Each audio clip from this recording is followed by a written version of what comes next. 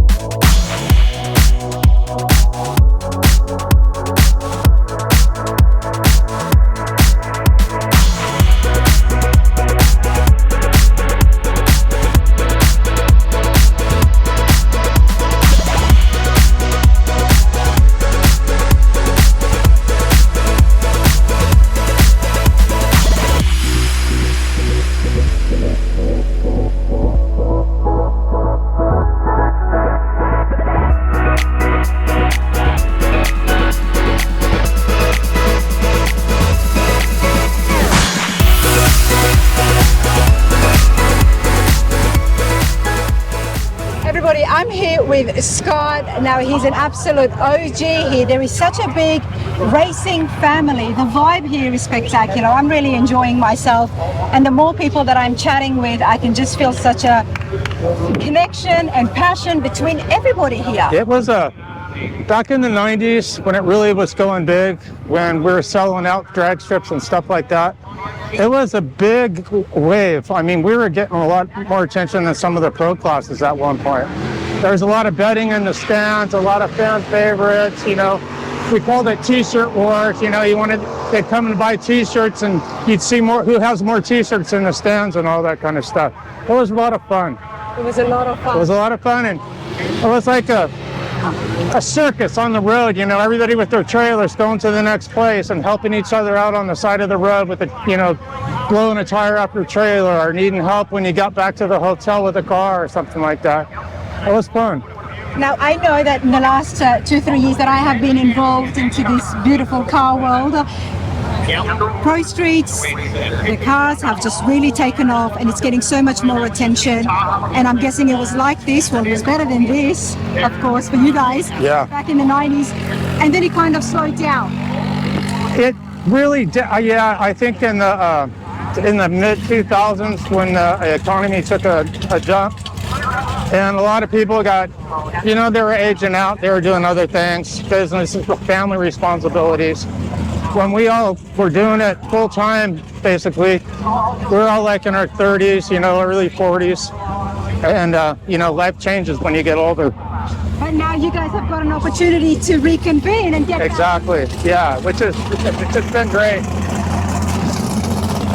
I think guys like the Havliks and stuff like that, I give them big props for bringing this all around.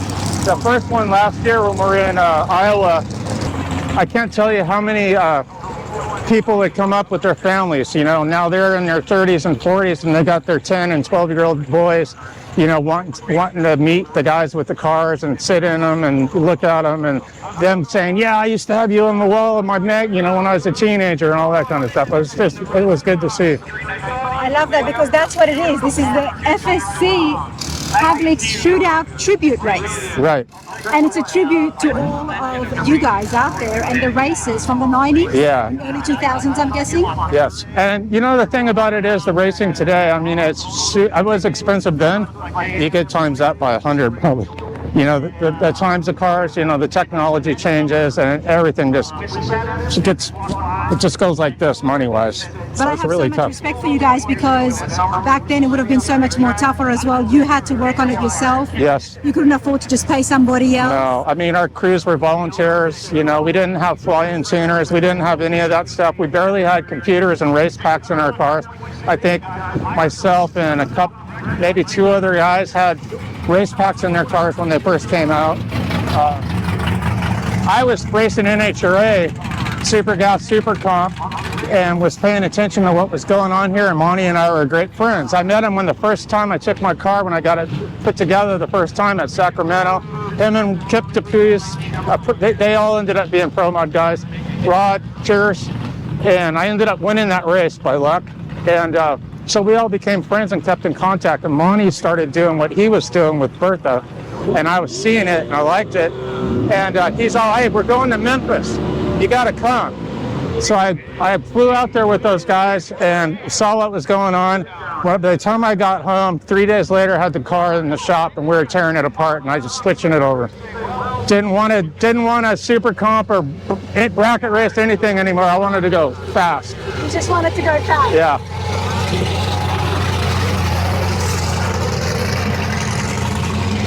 Tell me a little bit about your type of car and your type of speed and engine that you would have running under the hood. What is your choice? When we came out, we had it was a Mike Blackstone 632. He was my engine sponsor. We were one of the first ones to have a Lenco 5-speed, Ram dual disc clutch, 10-inch, and Hoosier tires, funny car tires on the front, you know. Full tube chassis, struts on the front, you know, custom fab 9-inch on the back. Jim Dunford, who was Monty's crew chief that built the first one, started mine, and I was going up there after work every day, you know, to help finish it up. And then he got busy doing some other stuff. I pulled it to another friend of mine's shop, Steve Schmaltz at Performance Fabrication, and between him and some other friends, you know, we thrashed it together in about, you know, 3 more months, finished it up. It had an NOS three system on it. We only used 2. It was the first full-size 55 Chevy to go over 200 miles an hour. Oh, wow. And so that we were really proud of that. And we did it right before SEMA. Nice. And Flowmaster had a big party and they made a big deal out of it. It was fun. Sammy Hager played for everybody. It was a blast. We were like, yeah. Wow. You know, other 55s have gone 200, like Charles Carpenter and those guys, and they were my heroes, you know. But you know, they had channeled and section cars, you know, 7/8 scale basically. This was just a full This was size. still, yeah, full size, yeah, like a sheet of plywood going down there. Wow. And we weighed 3,250 pounds doing that. So And it just shows how powerful that engine was and what you guys did to it. yeah. And that engine, going racing around, you know, with everybody, like I was saying, we ended up sitting next to Pat Musi a lot and getting to know him. His daughters, Trisha and Lizzie, were the same age as my 2 kids. So we had things in common. And he ended up helping me, and we're back east all the time, you know, racing, because there's not a whole lot of West Coast stuff going on. And he ended up just kind of taking over on the motor program. So I used him, and he was a great help. His crew chief, Robert, was also a great help with clutch and, you know, 4-link adjustments and stuff like that. And we actually really did good after that. So that was a lot of fun. You had the right help. The right friendships and the network. And the network as well. And that's what it takes, man. Otherwise, it's just a lot of money. I mean, a lot of people, I mean, not me, a lot of people just write checks and let everybody do everything. But, you know, I was taught differently. You know, had to work for everything. So you appreciate it more and take care of it. You appreciate it more when you work on it. I'm starting to really get the gist of that. That's for sure. The pro street scene is definitely happening here in the Southeast. Yeah, it's good to see these old cars, and it's good to see the new ones too. Absolutely. Yeah. You've got to get yourself over here. This show has just begun. It's the 2nd annual. It's going to be happening next year. This is a vibe you definitely want to come and be a part of it. Yeah. Hear the stories and see the cars and meet people like that. That's the one thing about drag racing that a lot of sports don't have. You can actually come and be involved. I mean, I've had guys standing outside waiting to buy a t-shirt that knew something about something and dug in and helped, you know. People are there, and you know, if you need a part, someone has it, you have it. You know, whether you like them or not, you're a racer and you've been there before. You know, so other sports don't have that. They just go, oh, that guy, I don't like him because he's better than me or he has more money than me. It doesn't matter. So that's why I'm here. Yeah. That's exactly the reason why I'm here. Yeah. I love it and I appreciate your time. Yeah. It's a nice car. It's loud, it's noisy, but then you've got shade and the grounds are big. So there's something for everybody. Yeah, for sure. There's people up there camping. And there's people out there camping. Barbecue, and I don't know why you'd want to barbecue in this heat and humidity, but they're doing it. Scott's hot, everybody. I'm going to continue on. Thank you so much. Thank you. Appreciate it. Pretty good. Great. Great. Please introduce yourself and then tell us exactly what you've brought here today. All right, my name's Jeff Atkinson. This is my wife, Lori. And we got the 1969 Rick Dyer Camaro that was at the very first 1992 fastest street car race event in Memphis, Tennessee. I have to be closer because it's loud. No wonder people were telling me about you and about the Camaros over here. Okay. Now, how did you land yourself the very exact Camaro that won? Well, the internet, first of all. You find these cars on the internet. Back in 2015, Cars Incorporated, that sponsored this car, put it for sale on racingjunk.com. I saw it for sale, and I remember the car back in my early years of building chassis cars and so forth, back half cars, and I go, this is the epitome of the Pro Street movement. These cars, this one, the Jim Treppa car, Danny Scott's car, that's not here. But, so I go, you know what?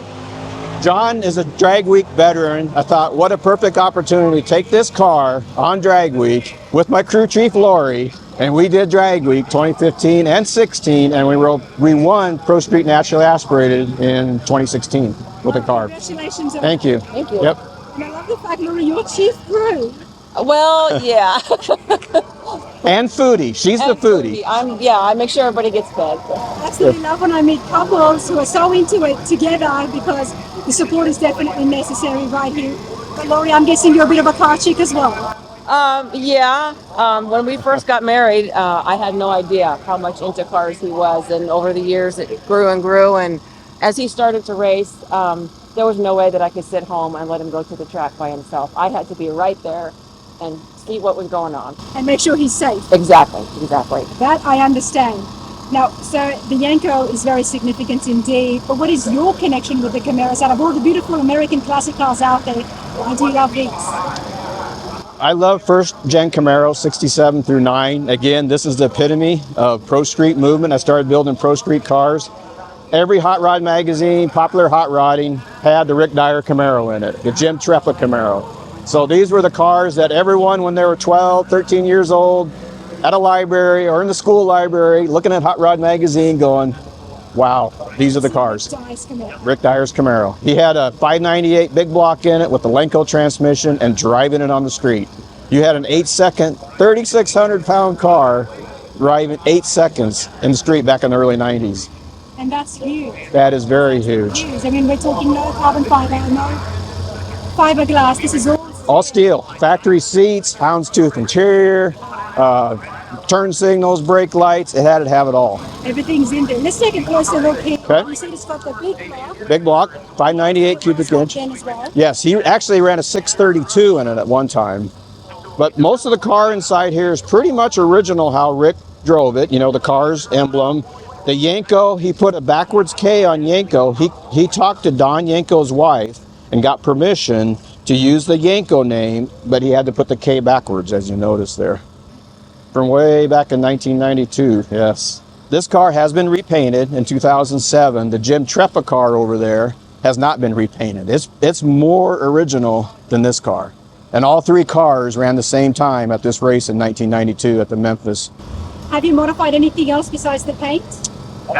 Just the engine, updated to a 598. Our friend John Wishman has his own Wishman Performance shop. So he went through it, would put fuel injection on it, sequential fuel injection, because we had to drive this car 1,000 miles. Lori and I drove 1,000 miles in this car, raced at 5 different tracks, raced at each track.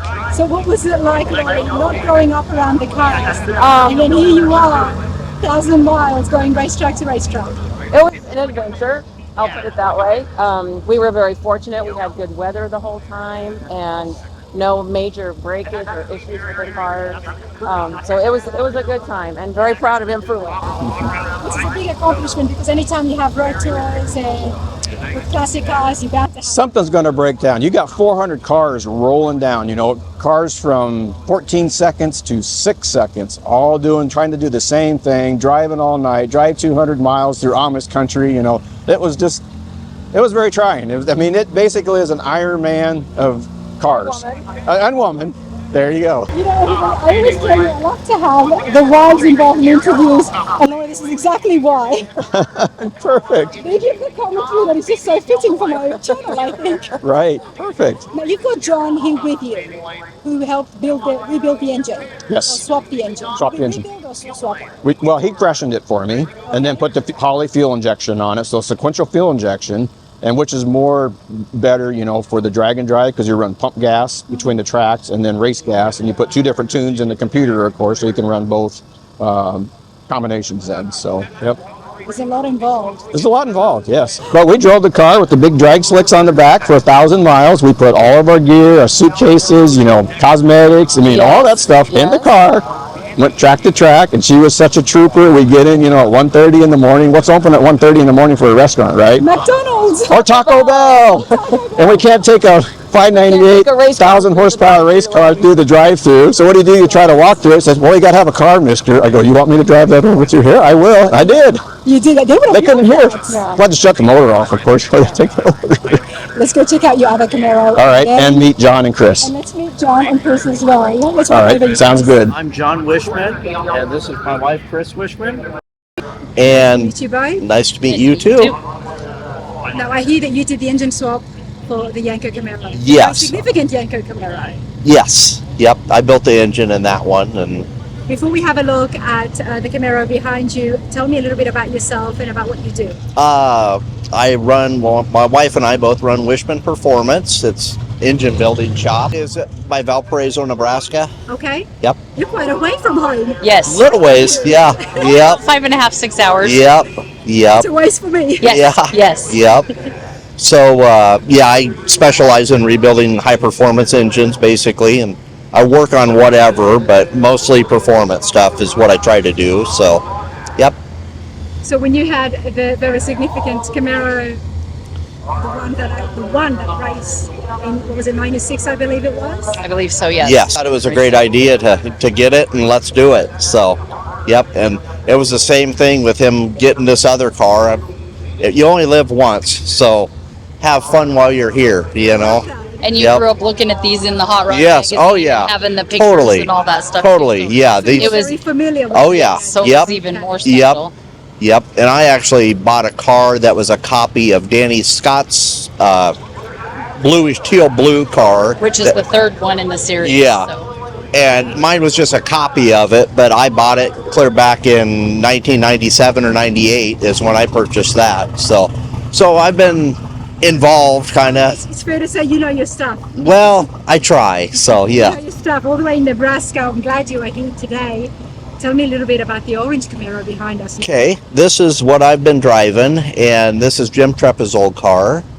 He And had this before he had the yellow. no, he actually got Rick Dyer's car first. Okay. And then he bought this one a few years back, and It had already been redone. it had been all redone already, the engine and everything. And this is basically the way he purchased it, is the way you see it. So Nothing's been changed. not really. I mean, little maintenance stuff, but nothing really. So I love it when I come across cars, especially ones that have been there, out there racing and winning. Yep. yep, That are still in such good and amazing shape Yeah. too. Absolutely. yep.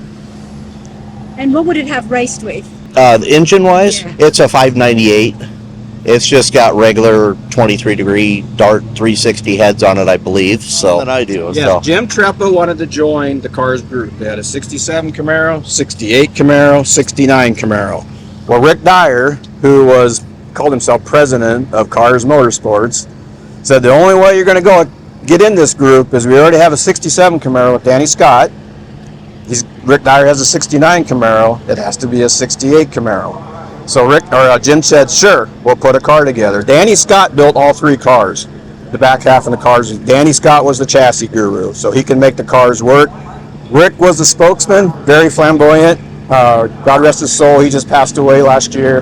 But he was a hoot to talk to. I mean, he did a lot for motorsports in the 90s. I mean, all these, like I was telling you earlier, all these kids, grew up on Hot Rod Magazine. And in fact, John used to have you still have the car, but it was yeah. painted seafoam Yeah, green, I totally- right? yep, Right. yep. So the influence is there, Yeah. And the influence was there back in 2015 when I bought the car. He was working at a machine shop in Lincoln, And I said, hey, what do you think I should do about this car? Do you think it'd be kind of cool for drag week? And he goes, what'd you say? You only live once, buy it. There it is. And I think that is what's so important right here is that even though this sport happened, what, decades ago now, I guess, Yes. right? Yes. But the passion is still alive, and you lot is keeping it alive. Yep. So we're happy to have you. You're having a good time at Havliks. Oh, aren't yeah. you? Oh yeah. Oh, yeah. Oh, Even yeah. though it's 111 heat index. They put on a great show. Like I said before, it's hot. I'm not going to sugarcoat it, everybody. You can probably just see the sweat dripping off me as I'm melting, but I'm having a good time because everybody else is here having a good time. Yeah. Everybody's smiling. Absolutely. Yep. And we become like family. Exactly. Right. Exactly. Well, you guys met just because of the engine swap, is that right? No. We've known each other for Years. 30 years. Probably 30 years. Very From close to racing. that. Racing Yeah. brings the family. Yep. And it was because of car racing. Yep. And the wife's bet as well. So, Yep. Yep. well, this is brilliant stuff. Now, you've got two very significant Camaros with you, Jeff.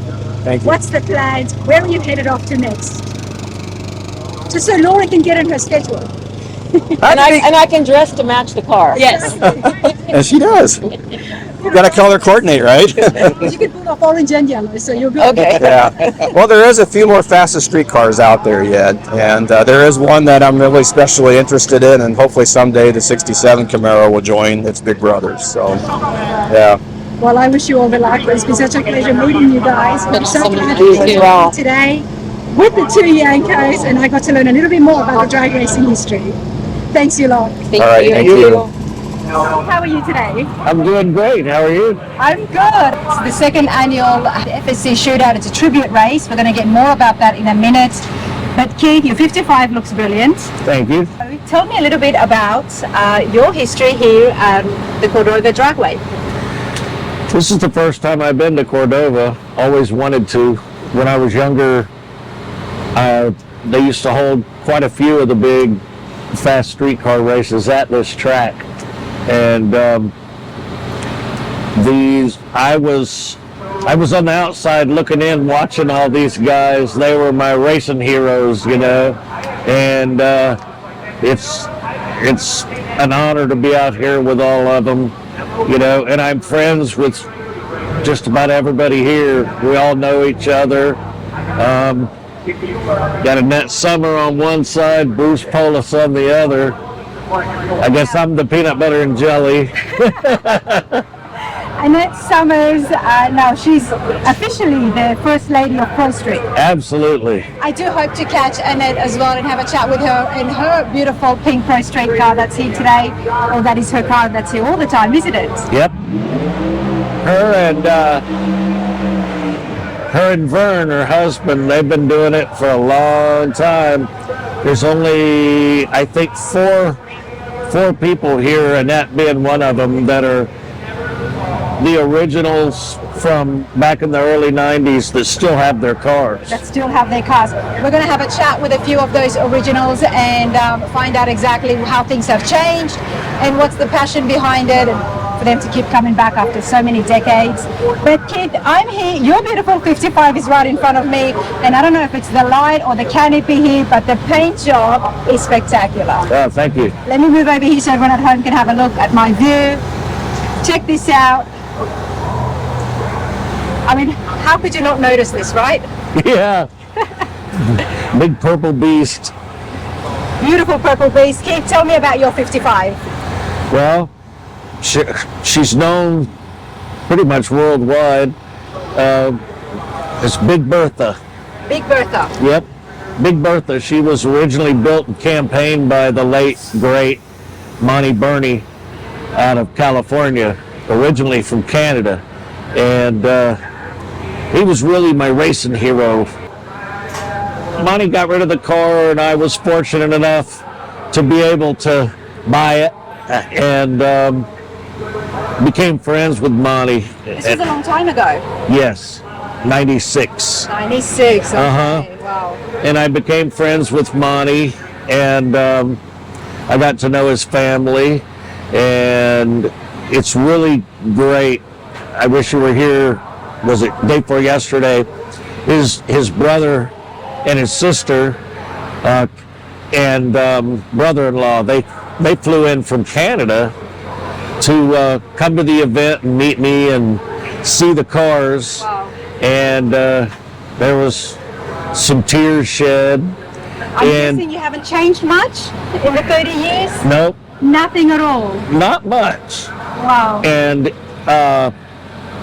we took Ed for a ride down the track in this car, which is this was also one of Monty's cars. This was the second incarnation of Bertha. He called it Bertha 2, Bertha 2, okay. but not Bertha TWO, but my name Bertha TOO. You know, like my name's Bertha also. Bertha 2, yep, Bertha 2. Yep. Yeah, and so in saying that, I'm guessing that he was trying to emphasize that one is not better than the other? Right, that there's only one original Big Bertha. Right, I'm with you. And he just called it Bertha TOO.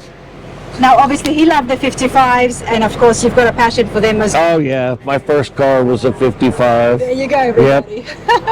And I've got more of them. All right, so we needed some help. Keith, who have you got here with you? This is Derek Mason. Hey, Derek, how's it going? Doing all right. Thanks for coming out in this heat and helping take the hood off for the crazy YouTuber. Yes, ma'am. Anytime. I appreciate it.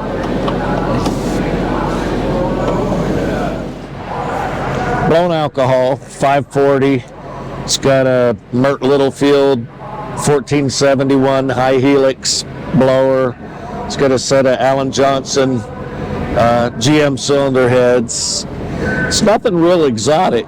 But is that all aluminum? Yes. The head's nice. Yeah, the heads are billet and the blocks cast, but it's all aluminum, yes. And makes pretty good power. We've been 680s in the quarter with it. And she's all steel, except for the hood and the deck lid. The bumpers are all steel. Windows all roll up and down. There's not much fiberglass out here today, is there? For these? Yeah. Actually there is. You can get entire bodies. No, at the show. Oh, at the show, no. There's more steel than fiberglass, yeah. That's what I've been noticing. That's what makes it real, you know. Like this car still has 1955 A-arms on it. The front suspension's still 1955. And you've never changed that? And it drives like a Cadillac at 200 miles an hour. All right, well, help me out. So the front suspension hasn't been changed yet. Of course, the motor's definitely been upgraded from the 350, or back then it was with the 285, right? 280, well, in 55 it would have been a 265. 265. Yeah. So there is a difference here, yet there was no need to change the front arms. Right. They weren't. They're just real heavy. But it's just neat. People freak out when you pop the hood and they look in there and they see the old heavy A-arms. We could do a lot to lighten it up, but then it becomes more race than street. Okay. And now it's a course, it's a 6.0 certified chassis, and the stock ends at the firewall. So what does that mean? Well, it's certified to go 6 seconds. Oh wow, okay. In the quarter. And that's the fastest cert they have for a door car. And so after the firewall? After the firewall, it's round tube, chrome molly, double frame rail, like a Pro Mod. Now we're talking, right? Yeah, it's like a Pro Mod. There's a wolf in sheep's clothing. Now we're talking. If you look inside, you can see it's you can see the double frame rail, and it's got old school, you know, Lenco transmission. Full cage, of course, and you said tube chassis happening. Yep. It's got the original steel dash, original radio, original gauges. Wow, this is, they don't build them like this these days though, Keith. No, they don't. No, they don't. You know, surprisingly, you mentioned Alan Johnson, and he's just recently been on the channel. Well, he's been on the channel before, but I caught up with Alan at the NSRAs, and we looked at some of the diversity in his builds, I guess. And I mean, the man's a genius, the amount of different parts that he's making. These heads are too pretty to be covered up with valve covers, and all the rest of the stuff. It's just, they're a work of art. They're just so well done. There you go, everybody. Now the stance, I have to ask you, Keith, this is not bagged, obviously, but it's so low. Okay. Now the front, you said, was the original suspension. Original suspension, and then it's got we have drop spindles and drop coils on it, and that's why that's just on the front. Because the back looks stock. In the back, yeah. As a matter of fact, that's just, we can't even get it any lower in the back because the tires would get into the quarter panels. You can't say Pro Street car without mentioning fat tires. That's right. How big is yours? These are 34.5 17s by 16. I'm gonna try to see. Pretty good size. Oh, it's brilliant. Sleek tires, everybody. I'm all hoarse from flapping my lips all weekend. But I'm not going to let you go just yet. We still is have to come back to this, and of course the massive scoop. And he did this all himself, didn't he? He built it all. Oh yeah. Now it has the engine combination's different than when he had it, but believe it or not, it's the same. It's the original block. It's the original block that Monty had in it. Yeah. And what did he It's have? been hurt a lot. When Monty was running it, it had conventional style, a Dart 360 cylinder head, and a Keith Black aluminum block, which I have the block. Well, I have everything, but this now is a 632 with Big Chief heads and a little more nitrous. A little more nitrous, a little bit more noise. A bit more noise. And but I cruise it. I take her out cruising on cruise nights back home, and I keep it tagged and insured. And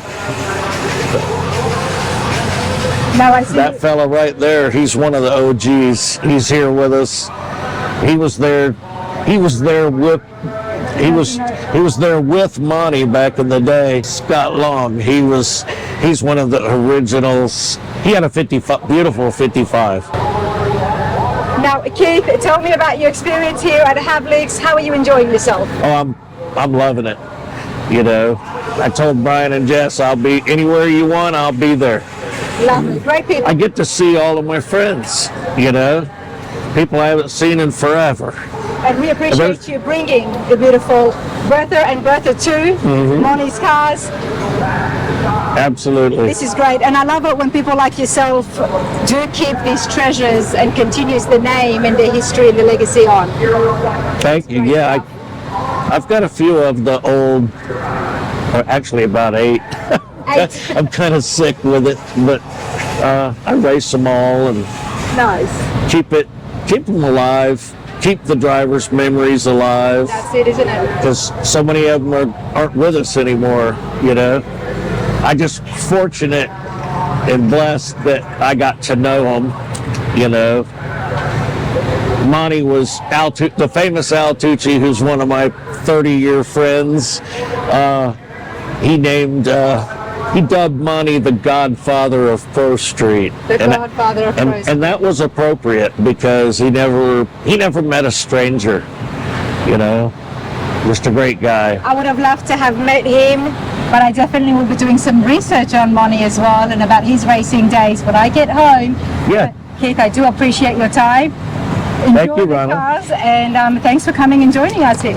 Absolutely. Thank you. Thank you, This Ronald. one, if you don't mind. I love moments like this, so I'm going to just vlog right here. Ma'am, tell me your name. Kathy Burney, and you are here. You've got a big connection to the Pro Streets. Tell us about that, please. My brother was Monty Burney. Well known in the Pro Street world. Tell me about some of his accomplishments. I missed most of his racing because I live in Canada. I've always lived there.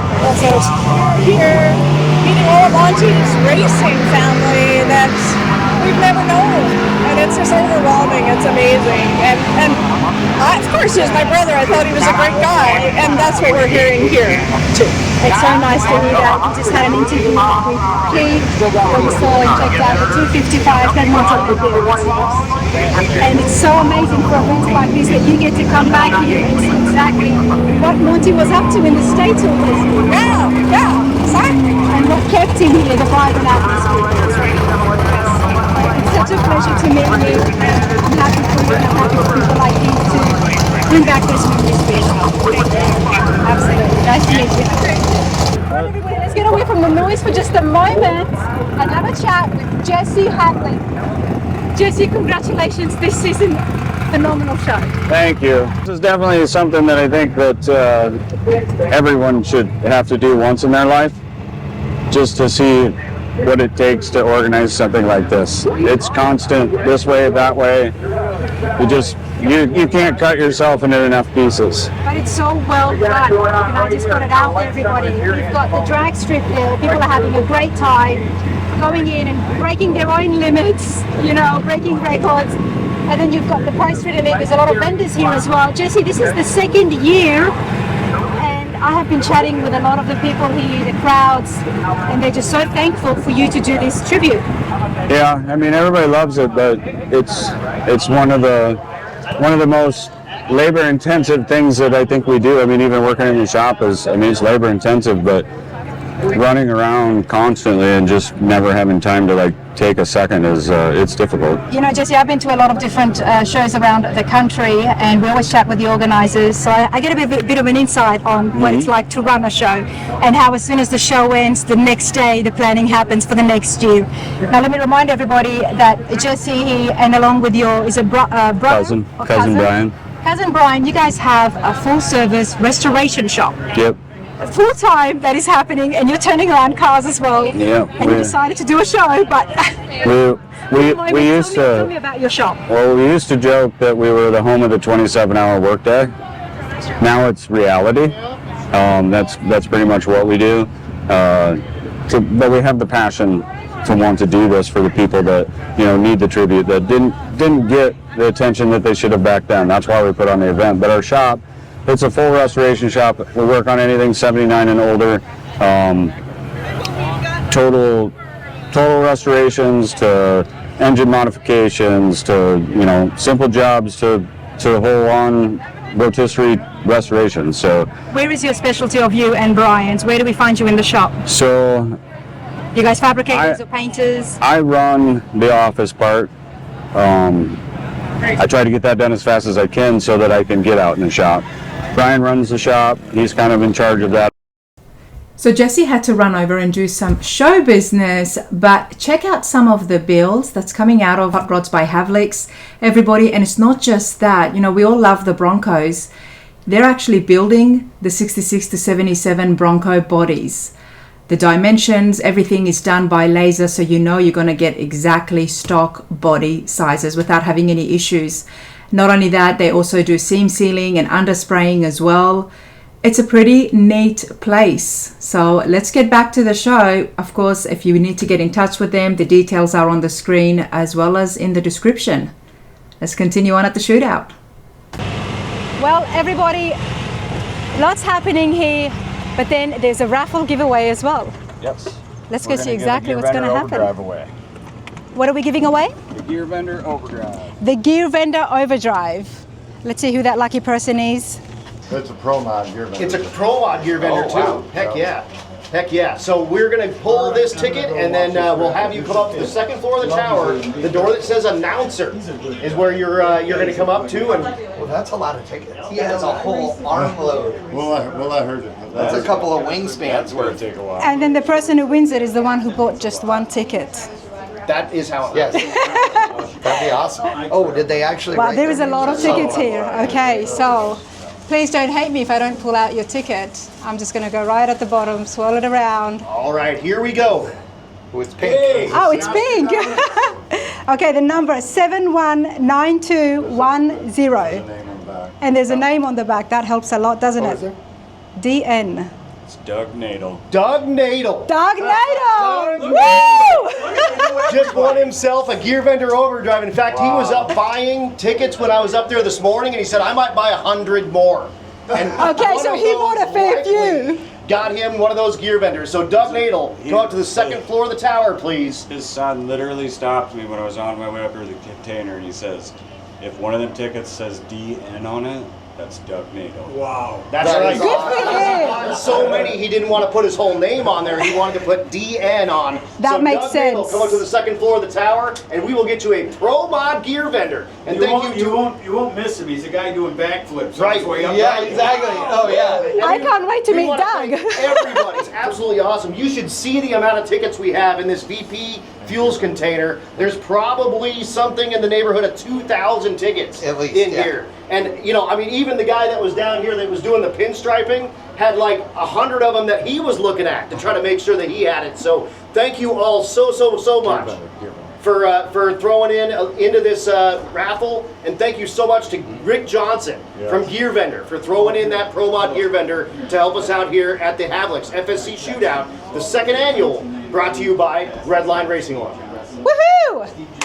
Now we have to wait for Doug. Cool. I think it's awesome that you know, his initials are on there and you know that's him. It's That's so so cool. great. He was talking trash and it worked. Yeah. You know, I have fallen That's so victim good. to I buying love that. barrels and joining groups. Oh, that's great. Sometimes it works. Today's one of those days where it actually works. The more tickets you buy, the better chance you have. We only got like 2 pairs.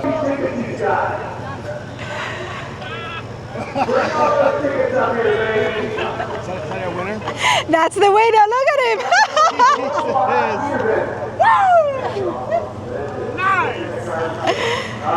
Oh, wow. Doug, congratulations. Thank you. How many tickets did you buy? About 200. 200. Get in where it's cool.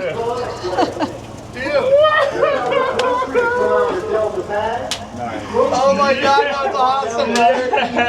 How many did you end up buying? 200. $200. It is. And guess what? I got 2 guys that know how to put them in. So guess what? Right there they are. Hey, they're dirt simple, dude. They're so easy, it's great. 210. 719. 210. The novelty stand is closed. The Cordova novelty stand 719. Thank you for everything you bought. 719 also. 719. Here's 923. No, it's 290. 210. 719. 210. You got it right there. Yes. You'll find somebody. You know what's crazy is Dude, that is so rad. he says if we pull a ticket and it says DN on the back, Yeah. Doug Nadel. Yeah. We pull it out. Apparently you're teaching him to talk as much Spanish as Yeah, he does. What I that's hear. right. We pull it out and everybody goes DN. He goes, Doug Nate. And guess what? It was Stephanie, I think, that went ahead and sold me the ticket. So I don't Lucky know how much I hands. gotta pay her to go ahead. You gotta buy her a drink at the bar. I got that. I got that. Congratulations, Wow, brother. thank you. Take Hey, those home and frame them. I'll tell you what. I appreciate it. I appreciate Hold dear on one vendor. second. Hold on, yeah, Let me get yeah. you in here real quick. Doug Nadel wants to say a couple of words. He just won himself a Pro Mod Gear Vendor. Woo! That's all I can say. Hey, thanks for Havliks putting on this show. Couldn't do it without all these guys. I mean, I'm telling you what, $200, that's cheap for a gear vendor. You look at them. We'll go ahead and we'll put it to some use at the Dragon Drives. We'll be here next year. We're going to have something for them next year. So I appreciate you guys putting it on. Thank you. Thanks again to Rick Johnson from Gear Vendors for throwing that in, and thank you guys for buying 200 tickets. That's right. Absolutely awesome. Great job. What's that?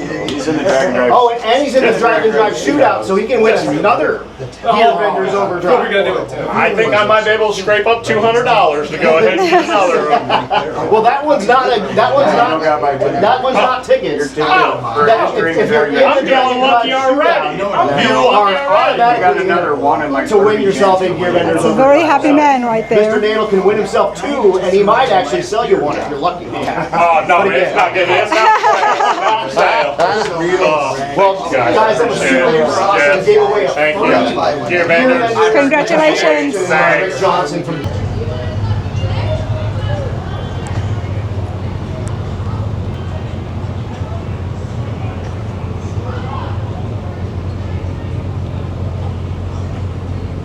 But Tim here from Florida Performance, I've just bombarded into his booth.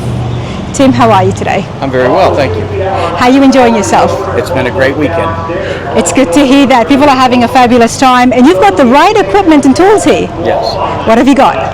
So if we start at one end, we have Redline Racing Oil, we have Weldon fuel pumps, Race Grip safety products, RC component wheels. You've got some arms here as well. AJE suspension, K-members, Nice. Mazir water pumps, starters, flex plates, ARP, nitrous oxide, we fill bottles here. Oh, well that's handy, isn't it? Yes, for everybody going on the drag strip. Yes, it is. Poly products, MSD products, ARP products, Mosier products. So would you consider yourself as a distributor for a lot of the major brands? So we're a trackside representative for these companies. Okay, okay. And you go to all the tracks? A lot of tracks, yes. Do you do car shows as well? No car shows, it has to be a drag race. It has to be a drag race. And I can understand that because you've got all the stuff that someone out there was going to need, and I'm guessing it happens more often than not. Quite often, yes. What's the biggest kerfuffle that you have had? A customer come up to you and say, what have they done to their engine that you had to help them out with? I don't know. I've been doing this for 32 years. We've seen it all. You've seen it all. So tell me about Florida Performance. Whereabouts are you located? So Florida Performance, we started in Okeechobee, Florida. We're actually in Lynchburg, Tennessee now. We didn't change the name because, you know, we've been doing it for so long. We just don't want to change. So we kept it what it was. Nice. So you're in Tennessee. Okay, brilliant. And you were here last year as well? We were not here last year. Okay. So Redline Oil stepped up and sponsored this year. Of course, that's one of our companies, and Mark from Redline Oil asked me if I would come. So here we are. Well, we hope to see you again next year as well. It's a great show. The vibe is pretty cool out here. It's hot, but everyone's having a fabulous time. It's hot, but this thing's going to grow. They have a great idea here, and I think it's wonderful. Absolutely. I mean, second year and you've already got this many people here, so this is great. They're doing a fabulous job. But Tim, thank you so much. Appreciate your time. Thank you. Thank you. Let us pray. Dear Lord, we gather today united by a genuine passion and respect for this amazing sport. As we continue racing today, we ask for your presence and blessing. We pray for the safety of all who are here, and may this day be a day filled with fellowship, fun, and community. We dedicate this event to your amazing glory, and we ask for your guidance and protection throughout the day. We pray these things, trusting, thanking, and believing in you, and in your name we pray. Amen.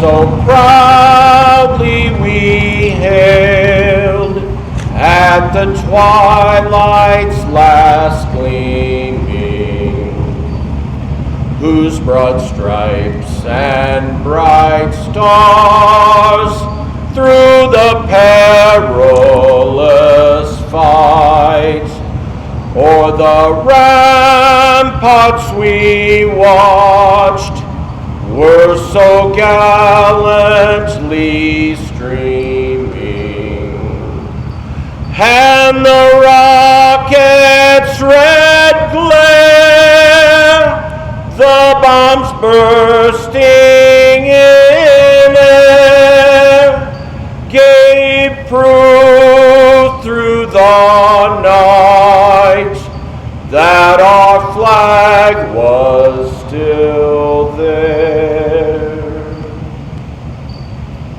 Oh, say does that star-spangled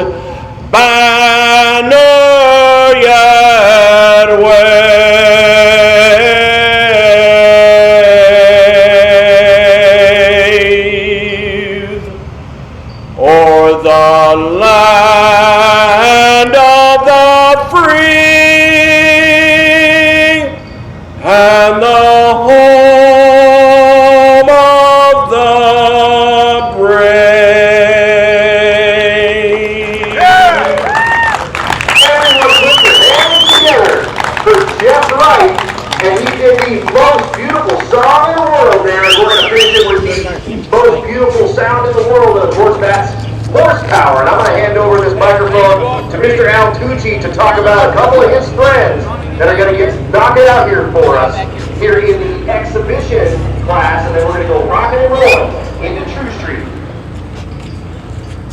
All right, thank you, Adam. I'm going to tell you what, ladies and gentlemen, the boys and girls that are here today, I'm going to tell you are in for a treat.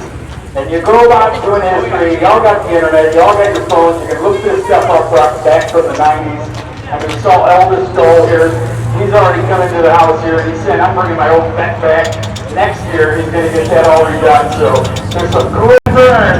Ladies and gentlemen, strapped into the pink Chevrolet Camaro that she's had for so many years. I think it was her original high school car, if I'm not mistaken. As she rolls up here and gets ready to bring it against the Indiana-based Randy. All right, we just switched the microphones here. That was amazing. Jeff Wright, great job. I'm going to take a real quick second. Jeff Havliks and I have known each other for a few years. Annette Summers will be on the channel, everybody. We've got a detailed interview where I got to know her a little bit more about her career and as the official First Lady of Pro Street Racing. Later he calls me and said, hey. And that's the Camaro she's had since she was 16 years old. So keep an eye on the channel. That interview will be coming up, which is why she definitely had to be here. If you had any small part of doing this weekend, thank you. We're so blessed to be able to do what we love to do. And I can't thank Jess and Brian enough for making me part of it. So, thank you guys. Very nice. Super duper nice. A real friend. Put your hands together one more time for Jeff Wright. What a fantastic job of the invocation and the anthem out of Cedar Rapids, Iowa, man. Great job, Jeff. Thank you so much. And thanks for bringing your wife out to come hang out and videotape you. I guess not videotape, that's at my age a little bit, but video you doing that awesome rendition of the national anthem. Whatever, it's video, it's tape. No one, these kids that are next to us have never even seen tape. No, absolutely not. Bet it's warm in there now. Well, I bet it is. Chevrolet Impala that has been storming the world, Getting all ready? in the world for many years. I can remember myself, and I don't usually bring up my racing career, but I lined up next to him in Memphis in '93, and I got my butt whooped. I'll be out there cheering for you, Annette. But I did try to get the advantage on the starter lane. Remember, he was in the right lane, I was in the left lane. I looked over at him, and he's getting ready to get in. I look over, and I blew him the biggest kiss. Like, yeah, okay, baby, bring it. Yeah, bring it on. Didn't interrupt him at all.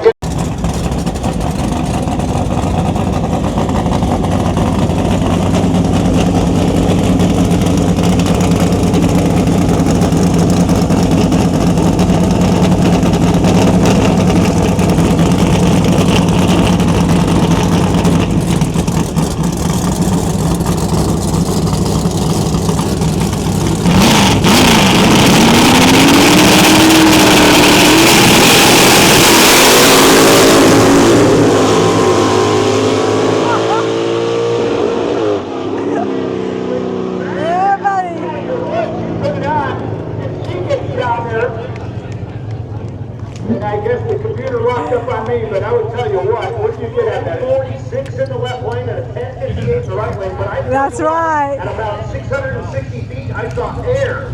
Annette got it, 1046.